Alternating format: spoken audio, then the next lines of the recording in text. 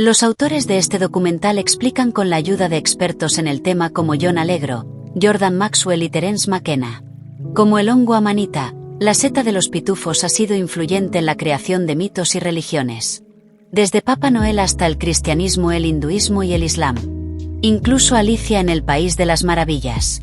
Todos ellos, la Navidad y la Pascua, están basados en el maná de los judíos y de los antiguos chamanes, la amanita muscaria o mata moscas. La amanita muscaria siempre ha sido una seta mágica de los mitos y leyendas, ya que nuestros ancestros no poseían la tecnología moderna. Y en algún aspecto, gracias a Dios que no, porque de ahí surgieron bellas películas, bailes, historias, cuentos, vestidos, gorros, medicinas, diseños y hasta las religiones y sectas tóxicas. El cuerpo principal de un hongo está constituido por una red de fibrillas de aspecto similar a las raíces miniaturizadas de un árbol. Para ello, forma un huevo, o aglomerado de hifas, que, bajo el estímulo adecuado, experimentará una brutal y vertiginosa erección para dar lugar a una seta.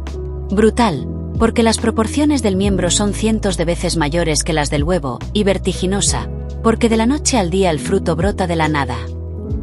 De ahí la expresión proliferan como setas. Y de ahí también el mito de que las setas son el resultado de la caída de un rayo durante una tormenta. Pero no tiene nada que ver con rayos con las tormentas, ya es otro cantar. La explicación es que la seta ya está totalmente formada en el interior del huevo, y lo único que hace es hinchar sus células de agua. Algo paralelo a cuando la sangre inunda los cuerpos cavernosos del pene. Una erección en toda regla. Ah, Buenas tardes, ¿es usted el señor Allegro? lo mismo, sí. Usted es el autor de este libro. Yo soy el autor de ese libro. Sí. Bueno, nos gustaría hablar un poco sobre el libro. Bien. ¿Es posible? Sí, sin duda lo es. Estaría encantado. Un par de minutos. ¿Podría pasar? Oh, gracias, por supuesto. Gracias.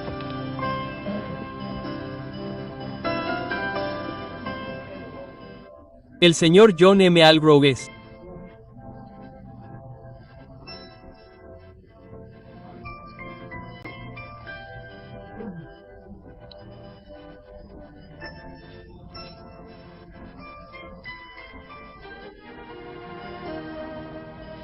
El señor, gracias por dejarnos entrar en su casa siendo yo. Nada, gracias. Porque en los últimos días hemos viajado mucho en busca de nuestra verdad o de la verdad.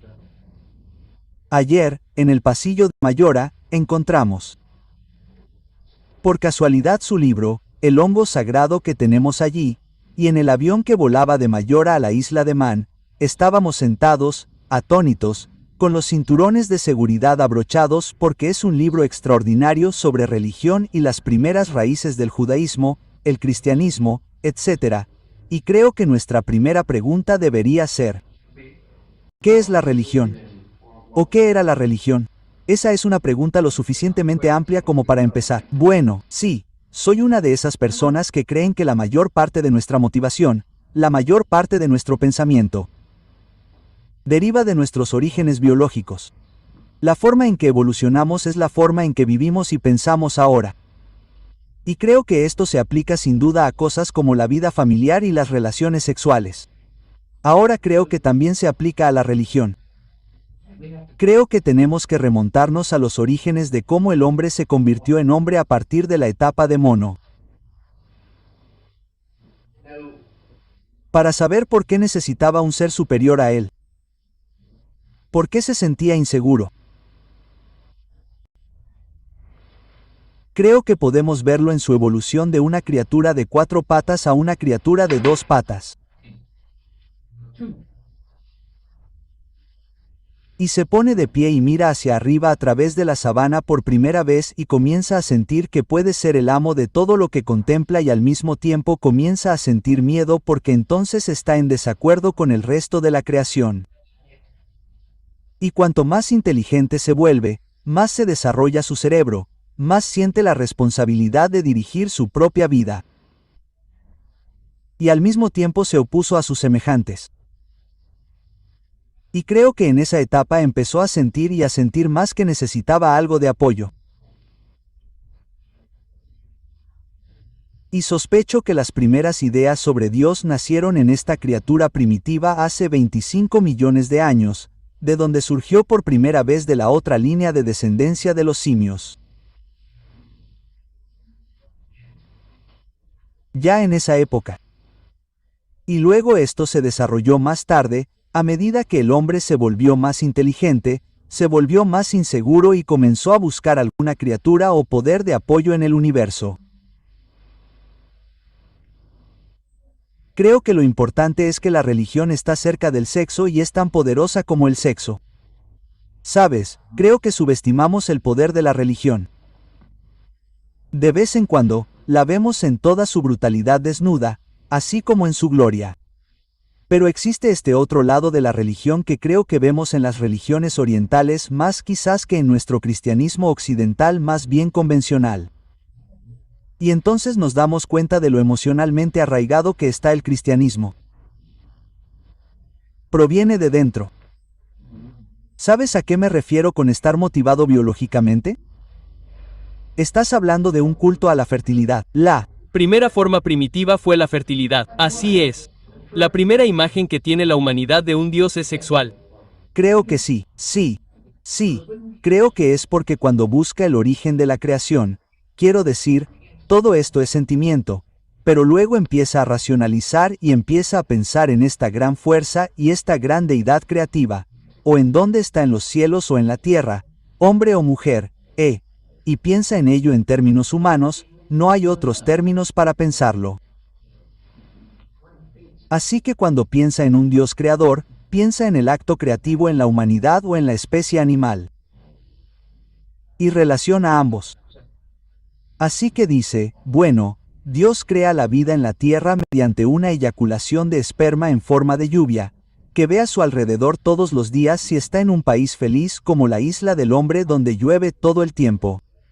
Pero ya sabes, quiero decir, lo ve ocurrir, lo ve entrar en el útero de la madre tierra y relaciona ambos. Y así ve la creación de la madre tierra, las plantas de la madre tierra como descendientes de Dios. Estos son los hijos de Dios. Y luego, por supuesto, pasas a otra etapa, ¿no? Empiezas a hablar de mi libro sobre hongos y empiezas a ver cómo ciertas plantas representan más a su Padre Celestial que otras. Y esas son las plantas que tienen el poder de dar vida o matar, las plantas venenosas o las plantas alucinatorias, las plantas medicinales. Y si en el caso del hongo, que siempre estuvo revestido de gran misterio porque parecía nacer de un parto virginal, si ves que sale de la tierra y sabes que si comes un hongo en particular podría darte visiones del cielo y de Dios, es muy posible que creas que ese era realmente el Hijo de Dios. Y si tiene forma de pene, como un falo, bueno, seguramente este es el pequeño Dios del que emanó este esperma en primer lugar.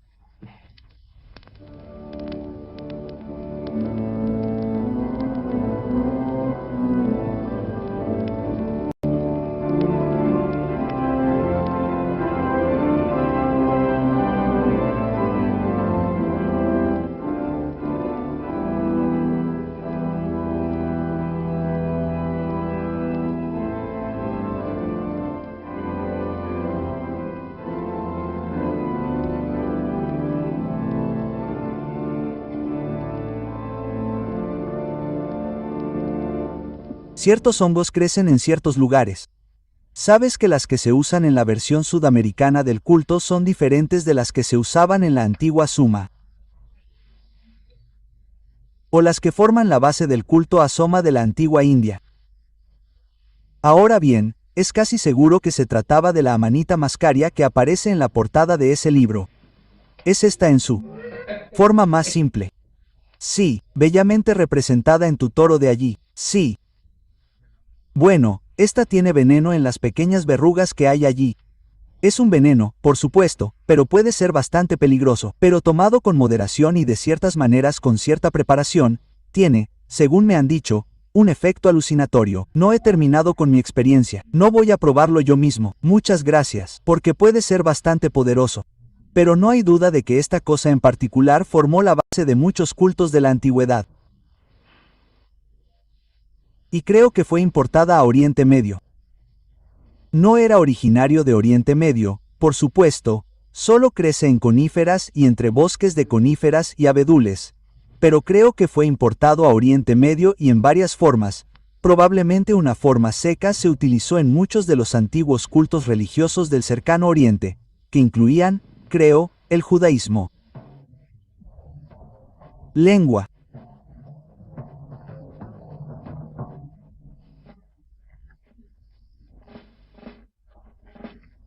Extranjera, lengua extranjera, lengua extranjera.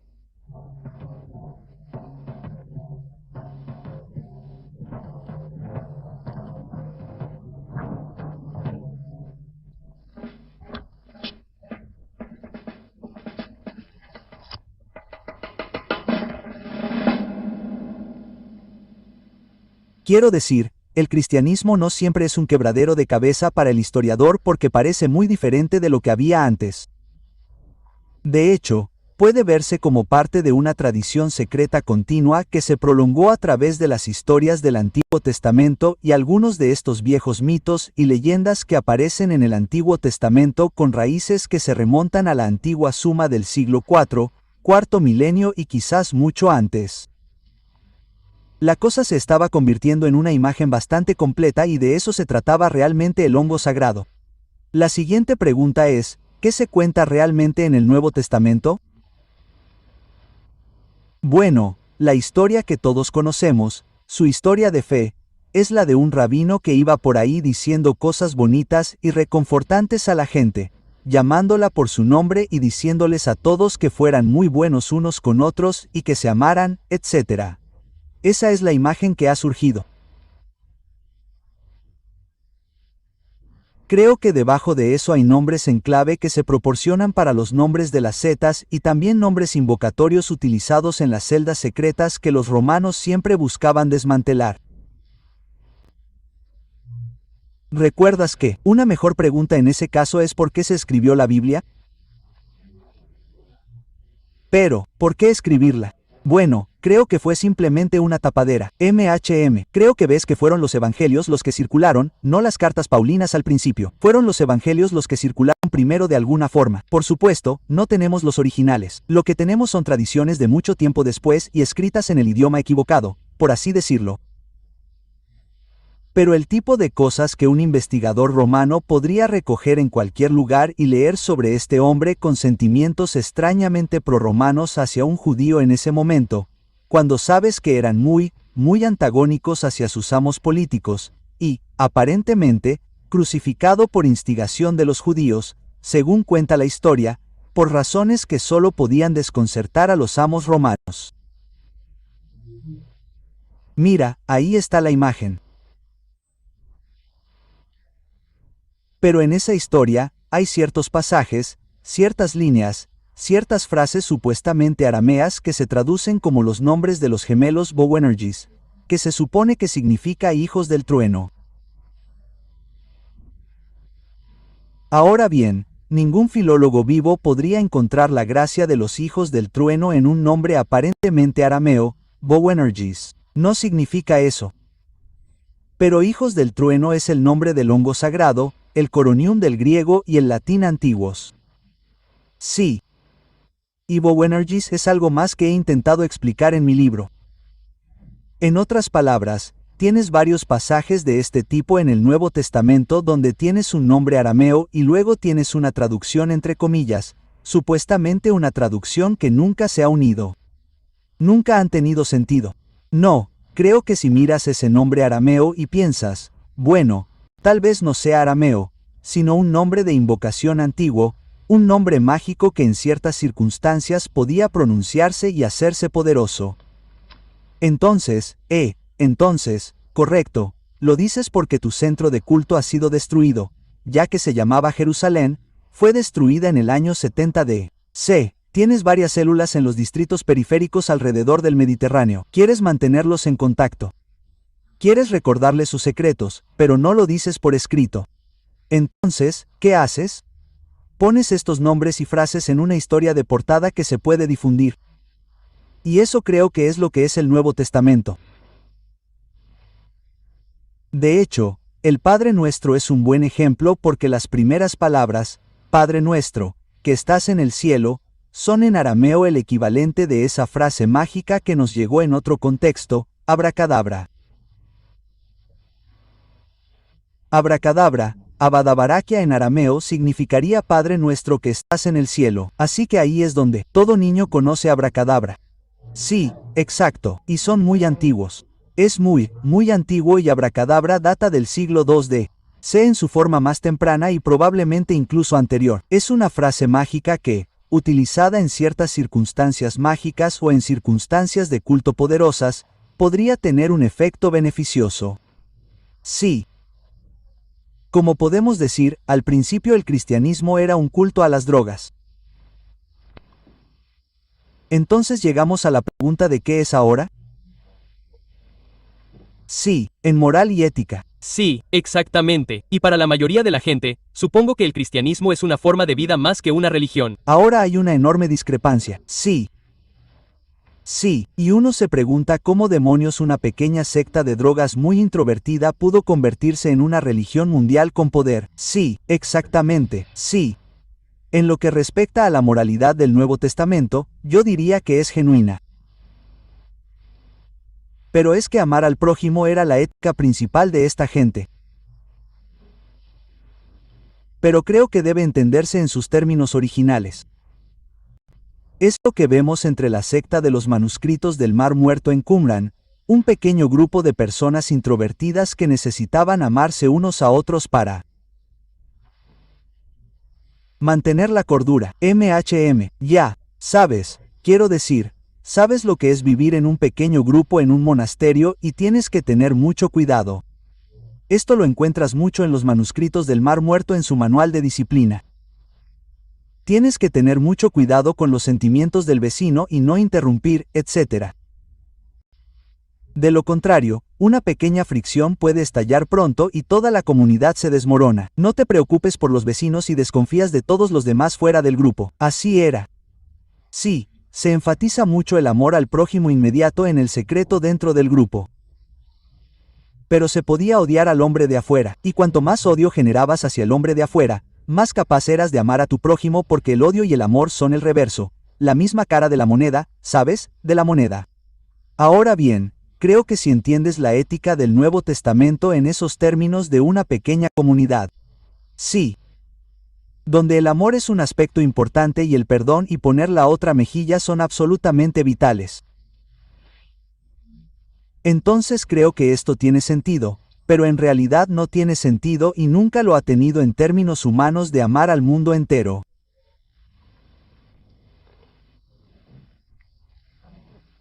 Lo que queda de ese origen del cristianismo en la iglesia de hoy creo que tal vez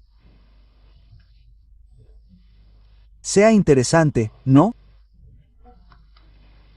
Porque primero en el pan y el vino, ese es ese tipo de ritual. Sí, por supuesto. Si ese original. Eso no es original de la iglesia. Ese sacramento del pan y el vino está en los rollos del Mar Muerto ya en la época precristiana. Hablan del pan y el vino de este banquete mesiánico, del banquete de Cristo, cuando todos los seguidores se reunirán a los pies de Cristo y participarán del pan y el vino. Pero en ninguna parte del judaísmo, ni siquiera en los manuscritos del Mar Muerto, se tiene esta idea extraordinaria de que el pan y el vino eran en realidad el propio Cristo. Es canibalismo. Todo es canibalismo.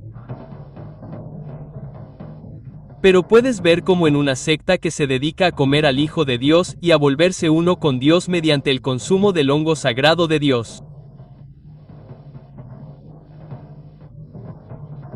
Eso tendría sentido si les distribuyeras trozos del hongo y se lo comieran. Se pondrían furiosos o lo que sea que hagan. Entonces considerarían que se han vuelto uno con Dios y habría un sentido en el que se estaban comiendo al Dios. Sí. Y cuando observas los cultos dionisíacos de la antigua Grecia, se ha sugerido que comían el hongo sagrado. Creo que Robert Graves propuso la idea de que las meandras, estas mujeres, recorrían el bosque de Conifer gritando frenéticamente, recogiendo estas cosas y comiéndolas. Y creo que cuando hablan de despedazar las pequeñas formas y los animales que encontraban en el bosque, de despedazarlos y comérselos, tenemos ahí un trozo de mitología de las setas porque, como he demostrado en mi libro, se utilizan nombres como la espina, que son nombres de setas. Y en ese caso, la espina, si nos fijamos en los nombres de estos pequeños animales, se centran en el ojo, el gran ojo hemisférico de la espina y la gacela, etc. Estos son de nuevo nombres sumerios, como he demostrado. Mira, tiene. ¿Podemos dar un pequeño paseo? Sí, bien, para continuar. Buena idea. Disculpa nuestro inglés porque... Es extremadamente bueno. No.